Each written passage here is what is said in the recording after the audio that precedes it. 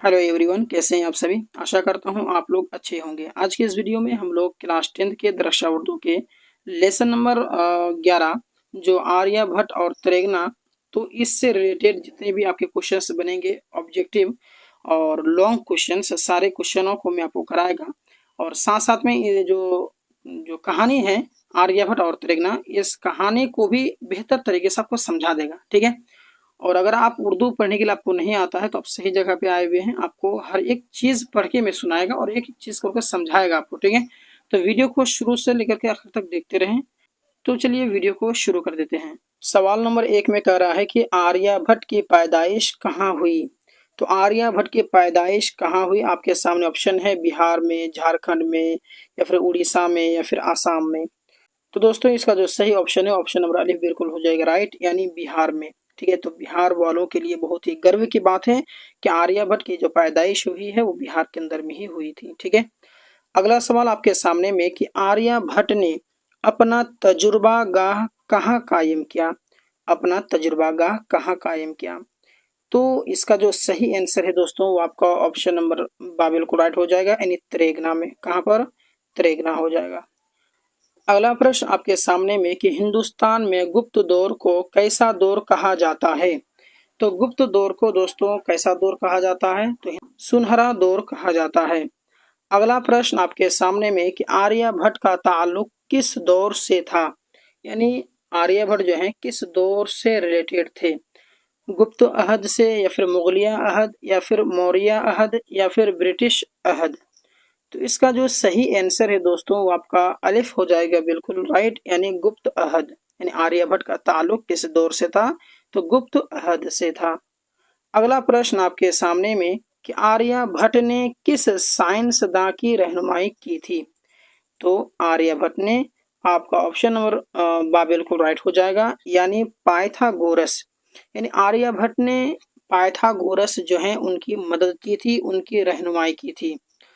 अब मैंने आपको जो है बहुत ही छोटा छोटा ऑब्जेक्टिव टाइप क्वेश्चंस मैंने आपको पढ़ाया। अब मैं आपको थोड़ा सा जो है जो आर्यभट्ट हैं उनके लाइफ से जुड़े हुए बहुत सारे महत्वपूर्ण जो है कि सवालात कराएगा, जो कि थोड़ा सा लॉन्ग रहेगा, आपको समझना ज़रूरी है। क्योंकि हमारे पास में समय है और इस समय को हम लोग जो है कि अच्छी तरीके से पढ़ाई में लगाएंगे। कहने का मतलब है कि हम लोग जो विस्तार से समझेंगे, ताकि अगर कुछ भी सवाल आ जाता है तो हम उसको आसानी से सॉल्व कर सकें। ठीक है। तो चलिए क्वेश्चन नंबर 6 क्या कह रहा है कि सूरज ग्रहण और चांद ग्रहण का मुख्तसर तारीफ पेश कीजिए। तो यहाँ पर जो भी मैं बताएगा तो ये जो है ऑब्जेक्टिव के जो है कि ऑब्जेक्टिव भी सवाल इसी से बना करके आपसे पूछ सकता है। तो जो जो मैं अभी आपको पढ़ाएगा उसमें से जो आपको लगे इम्पोर्टेंट तो आप उसे नोट कर लेंगे। ठीक है। यानी सवाल फिर से पढ़ते हैं कि सूरज ग्रहण और चांद ग्रहण का मुख्तसर तारीफ पेश कीजिए। यानी सूरज ग्रहण क्या होता है, चांद ग्रहण क्या होता है, उसके बारे में मैं आपको बतानी है। तो देखिए, सूरज ग्रहण और चांद ग्रहण कायनात में पेश आने वाला एक जोग्राफिया वाकया है। ठीक है। इसकी सूरत यूं होती है कि किसी सैयारा या सितारा पर जुज़वी या मुकम्मल तौर पर पर्दा या साया पड़ने को हम ग्रहण के नाम से जानते हैं। जैसे कि सूरज ग्रहण कैसे होता है, तो सूरज की जो रोशनी है अगर वो खत्म हो जाए और उस समय में थोड़े से मतलब कि अंधेरा हो जाए तो उसको हम लोग सूरज ग्रहण कहते हैं। या फिर चांद में अगर साया पड़ जाए, यानी वो भी मतलब कि रोशनी ना दे और मतलब कि आसमान पूरा मतलब कि फ्रेश है, बादल नहीं है, चांद पूरी तरीके से दिख रहा है और उस पर जो है कि चांद में मतलब कि चांद का जो रोशनी है वो गायब हो जाए, साया पड़ जाए, तो उसी को हम चांद ग्रहण कहते हैं। ठीक है। हम जमीन के बाशिंदों को दो तरह के ग्रहण से वास्ता पड़ता है, यानी एक सूरज ग्रहण और दूसरा जो है चांद ग्रहण, उसके अलावा कोई तीसरा नहीं है। ठीक है। यानी जब चांद का साया सूरज पर पड़ता है तो सूरज ग्रहण होता है, और जब सूरज का साया चांद पर पड़ता है तो चांद ग्रहण का वाकया होता है। ठीक है। तो ये बहुत इंपॉर्टेंट सा दिमाग में रखेंगे। ठीक है। वैसे नॉलेज के लिए भी पढ़ना जरूरी है सब चीजें। आर्यभट्ट के जाए पैदाइश और तारीख पैदाइश पर रोशनी डालिए। मैंने आपको आर्यभट्ट के बारे में नहीं बताया कि उनकी जन्म जो है कब हुई थी और मतलब कि कब मतलब कि वो उसका इंतकाल हुआ था। तो आइए जानते हैं। तो देखिए दोस्तों, आर्यभट्ट की पैदाइश के बारे में यकीनी तौर पर तो कुछ कहना मुश्किल है। यानी यकीनी तौर पर का मतलब होता है एग्जैक्ट टाइम उसका पता नहीं है कि आर्यभट्ट जो है कब पैदा हुआ है, लेकिन क़ारिईन से पता चलता है कि पटना के मगरिब में खगोल में इसकी पैदाइश हुई थी। यानी पटना के मगरिब में, ठीक है, एक जगह का नाम है खगोल, उसी में वही उसका जो कि पैदाइश हुआ था। ठीक है, ये लोग कहते हैं। क़ारिईन का मतलब होता है जो बड़े बड़े उलमाए कराम हैं उन लोगों का कहना है।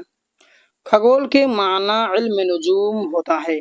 खगोल का माना क्या होता है? इल्म नुजूम। नुजूम का मतलब होता है सितारा, नजमुन सितारा। जो अरबी लफ्ज अरबी पढ़े हैं उनको पता है। तो इल्म नुजूम का मतलब होता है कि सितारों का जानकार। ठीक है, खगोल के माना होता है सितारों का जानकार।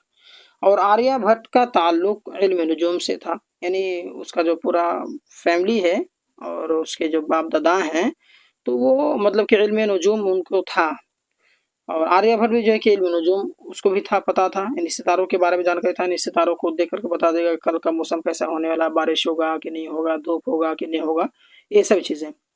इसलिए क़ारिईन क़ियास यहीं के खगोल ही आर्यभट्ट की जाए पैदाइश है। तो जो बड़े बड़े जो उलमाए किराम हैं, तो उन लोगों ने अंदाज़ा लगा लिया कि जब आर्यभट्ट जो है कि इल्म नुजूम जानते हैं, तो और खगोल जगह का नाम है जहाँ के लोग इल्म नुजूम जानते थे, तो उसी से वो अनुमान लगा लिया कि ये कहीं ना कहीं खगोल से ही होगा। इसीलिए इसको जो आर्यभट्ट को जो है कि इल्म नुजूम है, इल्म सितारों का जानकार है। इसकी तारीख पैदाइश 476 में हुई है और 564 में 88 साल की उम्र में उसकी वफात हो गई। यानी डेट ऑफ बर्थ आप इसे नोट कर लेंगे, भूलेंगे नहीं।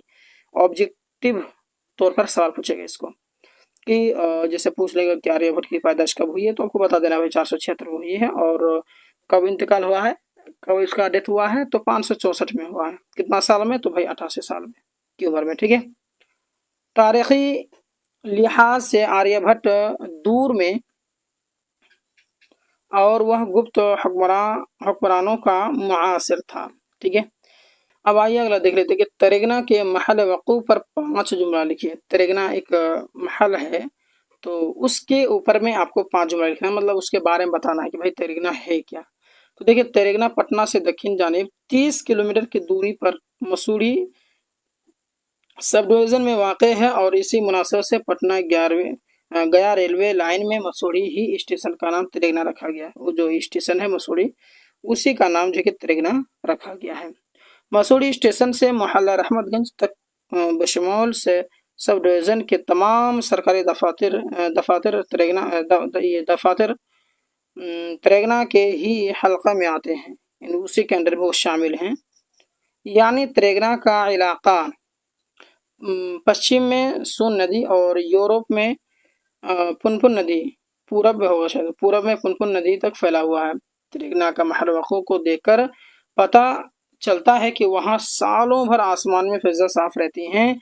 यहाँ से तारों सितारों सैयारों और मुकम्मल निज़ाम शमसी की तहक़ीक़ करना निस्बतन आसान है।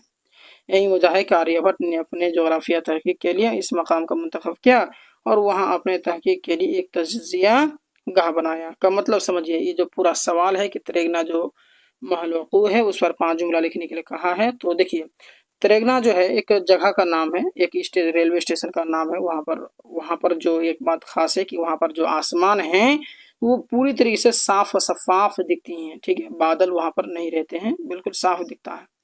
तो जो बड़े बड़े जो ये आर्यभट्ट के ही नाम ले लेता हूँ मैं कि आर्यभट्ट जो है वहाँ उस जगह को चुनते थे अपना, मतलब कि लैब के, मतलब लैब ही मान लीजिए कि लैब ही मतलब एक तरीके से वहाँ पर खोले हुए थे, ताकि वो जो है कि अच्छी तरीके से कि मतलब कि सितारा हो या चांद हो या सूरज हो, इस पर जो है कि मतलब कि रिसर्च कर सके। ठीक है, तो तरेगना उसी को कहते हैं।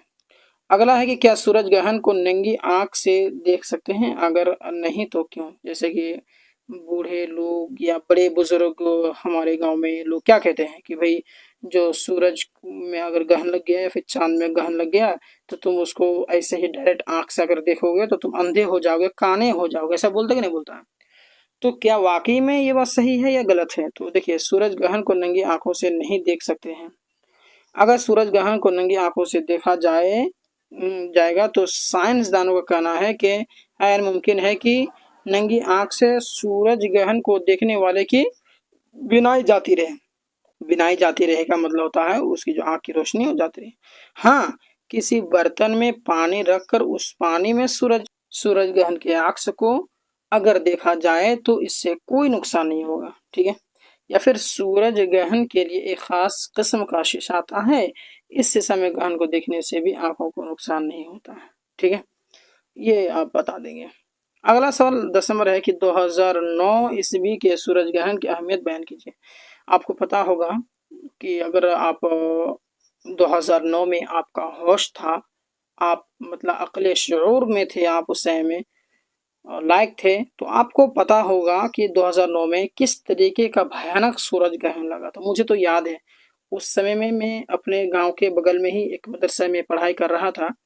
तो उस समय में जो है कि ये हुआ था, तो हम लोग जो है कि बहुत दुआ भी किए थे और बहुत डरे हुए थे, उसमें बहुत ज़्यादा डर भी गए थे। तो 2009 के सूरज ग्रहण के अहमियत बयान कीजिए, यानी वो जो वाकया हुआ था उसके बारे में बताना। तो 2009 के सूरज ग्रहण की अपनी एक जोग्राफिया अहमियत है, यानी ये सूरज ग्रहण 21वीं सदी ईस्वी का सबसे बड़ा सूरज ग्रहण है। इस तरह का सूरज ग्रहण फिर 100 साल के बाद ही देखा जाएगा। अब बताइए कितना बड़ा सूरज ग्रहण था। ऐसा सूरज ग्रहण जो है ना कभी नहीं देखा जाता है, 100 सालों में एक बार देखा जाएगा। इस तरीके से मतलब एक अनुमान में, जरूर नहीं कि 100 सालों में एक बार ही देखा जाए, लेकिन साइंसदान जो होते हैं वो अनुमान से कहते हैं। ठीक है, वो अल्लाह आलम बिस्व, तो अल्लाह ही ज़्यादा बेहतर जानता है। तो ठीक है, अमेरिका के साइंस तहकीकी इदारा नासा के एक साइंसदान जिसका नाम है जे एंडरसन, जो 20 सालों से 2009 ईस्वी